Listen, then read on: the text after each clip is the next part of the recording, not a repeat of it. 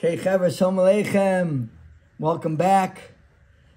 This week's Parsha is Parshas Bo. I don't know why every year Rav Zach asked me to speak on Parshas Bo, and the classic joke, Parshas Bo, Bo means come. Thank you all for coming. Have a good Shabbos. But anyways, let's talk to the point. An interesting thing is that I always remember when I think about Parshas Bo, this idea that Hashem says to Moshe, Bo el Paro, ki ani ichbati es liboy. Go to Paro because I hardened his heart. And it's a classic question that always comes up is, what does that mean? Like, you ask him to do something and give a reason, and the reason is the exact opposite, because I hardened his heart, that will be a reason not to go. Does that make any sense? It's a classic question. But what stuck out to me this year is that that phrase comes up in last week's Parsha and 2 weeks' Parsha also.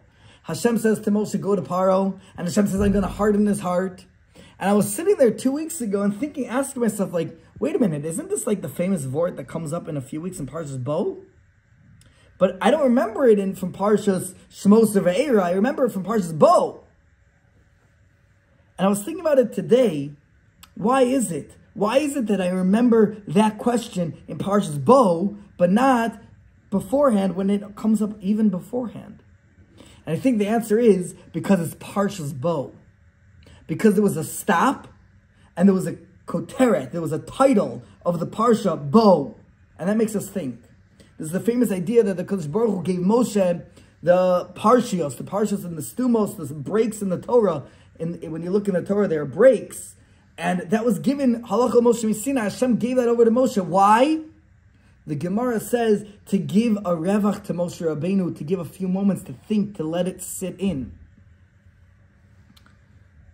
And I think that the yesod that hit me today is that it's not always about what's written or what you're doing.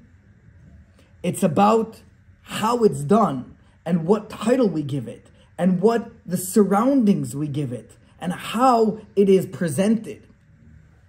And in many, this idea could be taken in many areas in life, but I want to take it into one particular place in our lives. Sometimes we ask ourselves, what I need to go to a special minyan, a Kalbach minyan, this minyan, the dancing minyan, or at the Suda Shabbos, what I need to sing? Where does it say in the Chumash you have to do it? Where does it say in Shirach you have to do it? And sometimes, that's just an example. It could be in many different things. It could be in a certain way, I want to connect to my Hanukkah lighting. Where does it say you have to do it in that way? Or whatever it may be.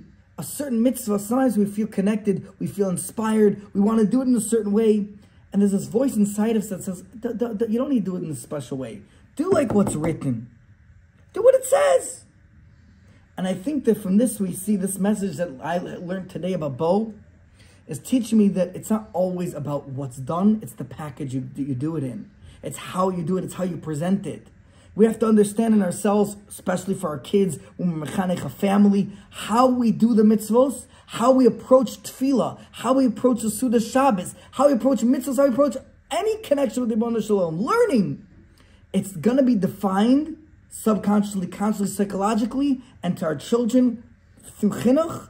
It's going to be defined through the package we give it, the way we do it, the breaks we put it, the titles we give it.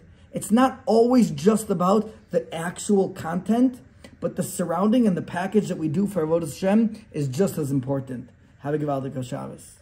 Good Shabbos, good Shabbos, good Shabbos.